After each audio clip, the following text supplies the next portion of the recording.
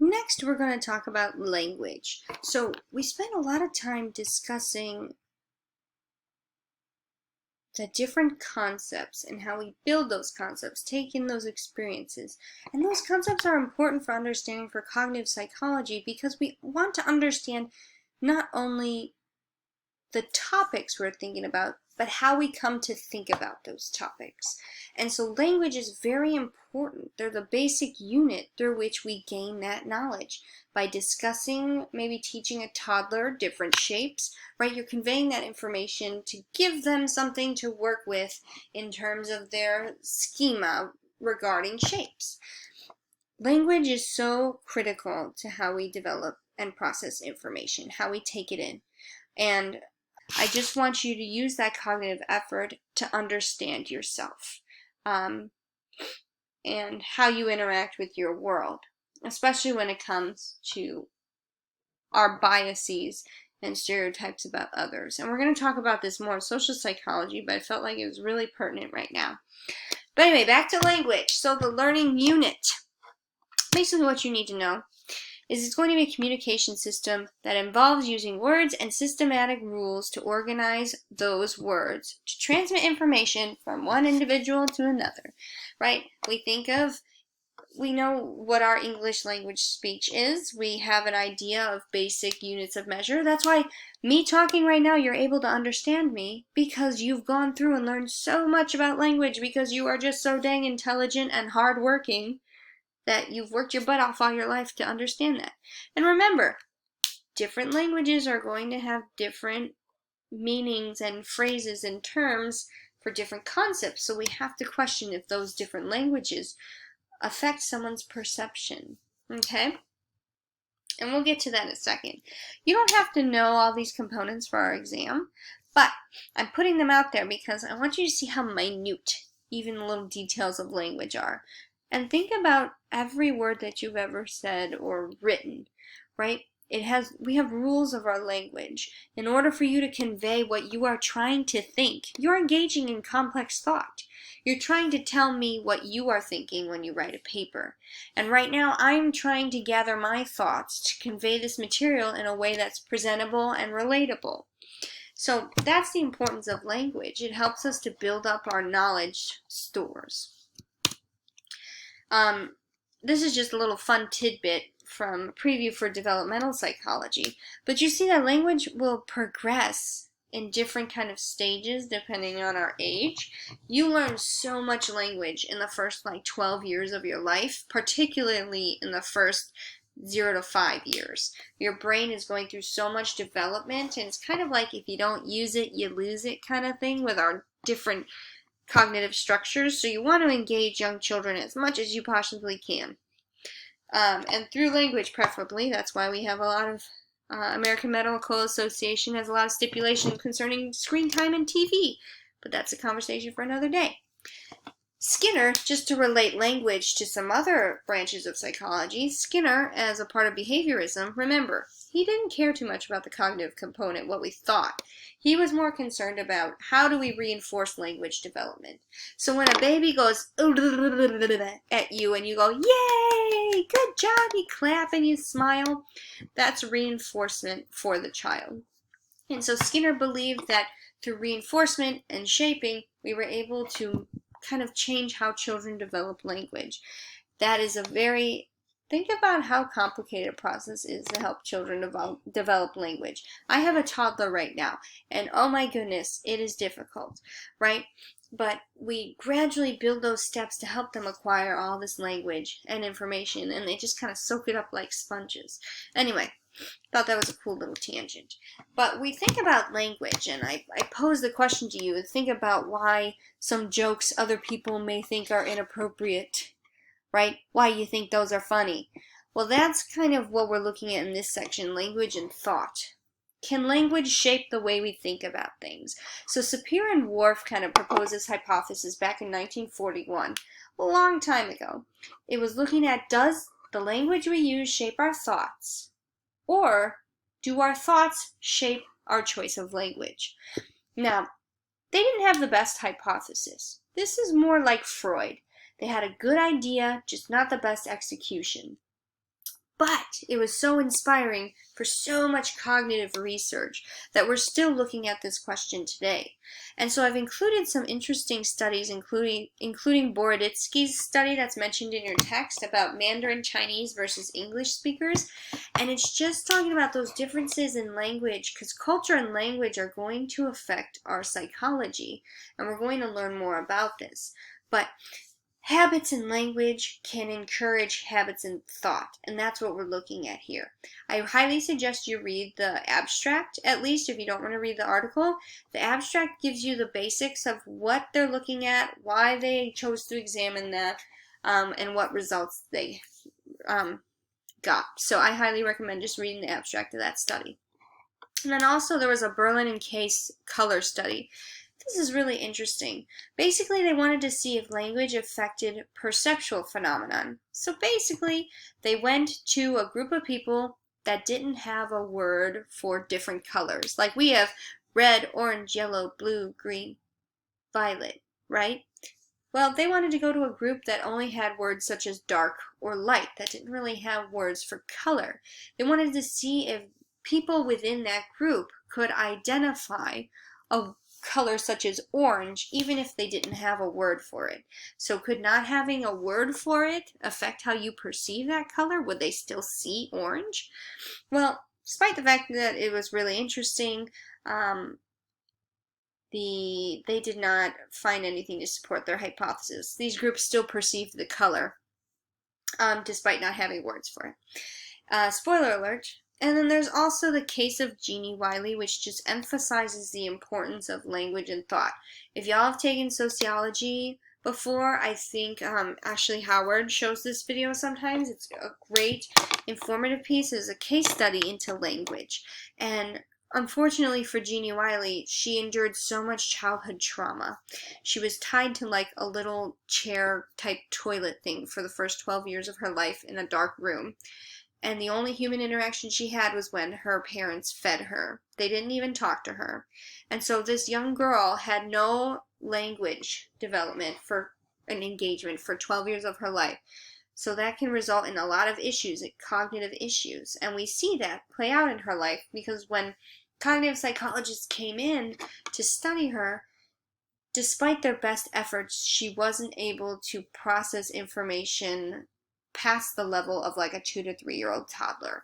And so it just demonstrates the importance of language and thought in developing our cognitive skills. And so I've included a supplementary documentary to a full, I think it's 67-minute video of Jeannie Wiley if you care to have more information. If you watch the movie and write a one-page write-up on like how Jeannie Wiley connects to the concepts in our course, I'll offer you 5 extra credit points. But do not summarize the movie, because I will not give you extra credit points for something that I can watch myself or read off of IMDb. Next, problem solving. So, now we've talked about our cognitive structures, how we think about things, how these different components of language affect how we accumulate information. Now we're looking at how do we manipulate it. Okay, so we're going to look at problem-solving strategies. You have trial and error, which is just continuing different solutions until the problem is solved. And sometimes these solutions make no sense. So let's say your phone is malfunctioning. You're not connecting to the internet. You may turn off and on the internet a few times. You may turn on and off your Bluetooth. You may go downstairs and turn on and off your router in your house. Maybe you'll restart your phone a couple times. That's trial and error. An algorithm is a step-by-step problem-solving formula. These are used in mathematics. You think of PEMDAS, or Please Excuse My Dear Aunt Sally, where you have a specific order through which you solve problems to approach the right solution. And this could also be following an instruction manual for installing software on your computer, or maybe a game on your Xbox, or what have you. There's very specific steps, and if one step is missed, it's probably going to malfunction. And a heuristic, think of that, an algorithm is very specific. A heuristic is very broad. It's going to be the general framework through which you work. So this is the idea of working backwards, right? Let's say you have a wedding you have to take pictures for on Friday. Well, they want the pictures by the next Friday. So you know that it takes about 2 days for the pictures to develop. Okay, I know that's old school, thinking of developing rooms and stuff. 2 days for the pictures to develop, about 2 days for you to get home and organize with the proper SIM cards, and about 2, okay, you see what I'm doing? You're taking that end goal and working backwards. That's a heuristic. You don't have a really specific task. You can do things kind of out of order, but you're working backwards to kind of establish your timeline and the steps you want to take. So we have those basic problem-solving strategies, but we also have a lot of pitfalls to problem solving, and this is one of my favorite things to talk about because people don't realize we do these, and I do them even as a person who knows extensively about them. So a mental set is the idea that you approach a problem in the same way because it's worked for you in the past, even though it's obviously not working now. So let's say with our phones not connecting to the internet, we're going to keep turning it on and off again, and maybe your husband or your wife says, honey, why don't you just take it to the Sprint store? No. I turned it on and off again before and it's worked, so I'm going to keep trying to do this. That's a mental set. You're stuck in your ways. Whereas functional fixedness is this idea that you see an object, such as a stapler. You know what it's used for, to put papers together. Well, if you are so fixed on that object's function, you may not see the utility that this object has. Because if, let's say, a breeze comes in through the classroom, all the papers are flying around, and you see a stapler on the table next to you, you may take that stapler and put it on a stack of papers like a paperweight. So you don't have any problems with functional fixedness. But someone who may not be able to see that object, such as a stapler, being used as something other than what it was designed for, may have problems with their papers flying around. We also have a lot of biases in our thinking. And this is where we get to kind of touch on those stereotypes that we start forming. And you'll see what I mean. So let's go through these different biases because these will be on your exam. Please make sure you know them and can give an example. So an anchoring bias. This is your tendency to focus on one particular piece of information when making a decision or problem solving. So think that you're in a boat and you drop the anchor. The anchor is so heavy that you're not moving from that spot. So think of that anchor as that one piece of information you have. So let's say you decided you're going to go find a new place to rent out, okay? And you're like, no, I need a place that's under $600 a month. Well, that is going to anchor the rest of your information. That's going to control your decision making. So let's say you found a really nice place for $300 a month. 3 bedrooms, 2 bathrooms, 4,000 square feet. Obviously, I'm making up information. Some of you might be like, Elizabeth, that does not make sense. Right, because there's other information we're not looking at. That's a lot of square footage, a lot of bedrooms, a lot of bathrooms for only $300. So, where is this place located? It could be in the middle of a garbage dump, for all we know. But we're so focused on the price that we're not looking at that other information. Then we have the confirmation bias. This is what everyone uses all the time. Why? Because humans like to be right. Okay? You're focusing on information that confirms your existing beliefs. Okay? If you believe that blonde white women, like myself, like to go to Starbucks, and you see a blonde white woman at the Starbucks, you're going to be like, see? There it is. I told you. Those white girls, they like Starbucks. And I'm speaking on behalf of my experiences as a blonde white woman just because there are other experiences I can't speak to. But maybe someone would say that about me if I went to Starbucks, right? They'd be like, see, look, she likes it a lot, even though I do not because it's egregiously expensive. But anyway, that's a side note. But I'm focusing on information that confirms my existing beliefs. If I believe that all frat guys wear Sperry's and cut-off t-shirts and Ray-Bans, and I see a bunch of them wearing that type of stuff around ECU, I might be like, look, see, I told you that's what frat guys were like. Look at them, right there. But you're ignoring all the times that you didn't see those men dressed like that, or all the times that you saw people of different races and sexes going to Starbucks. So sometimes we overlook the information that runs counter to what we're thinking. Now, hindsight bias is the belief that the event just experienced was predictable. We do this a lot with research. I'm sure there have been some of these theories that we've learned about where you went, no duh, that makes sense, right? Well, think of it this way. If I told you that I had the results of a study into attraction and love, and I found that actually people in long-distance relationships feel more love towards their partners than people who cohabitate before marriage, you might say, oh, well, that makes sense. You know, they're farther away from each other. They miss each other more, right?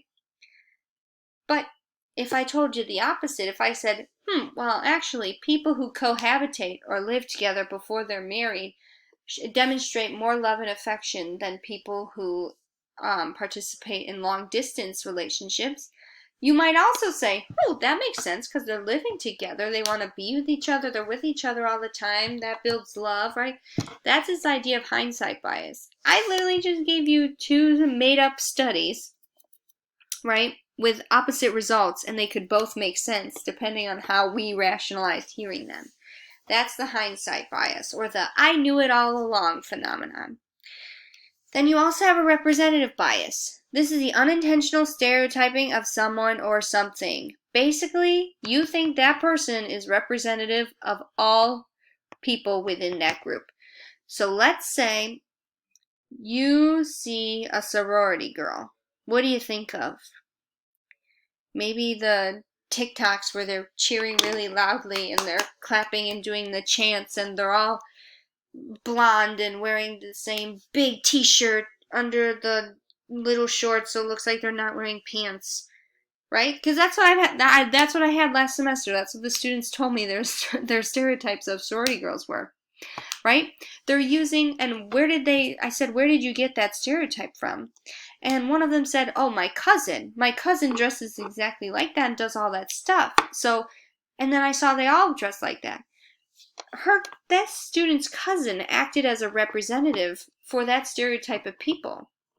Again, this student didn't have all of the information about the other types of sorority girls there are out there.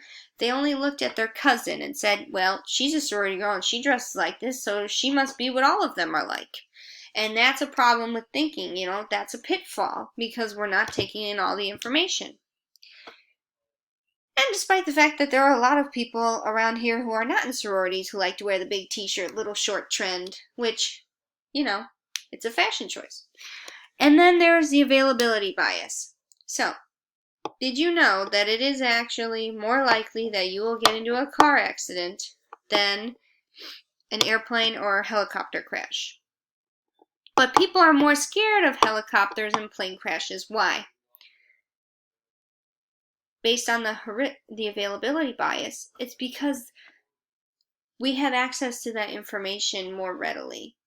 What do you see do you see every car crash on the news? No. Because it happens so often, it would be flooding our news channel.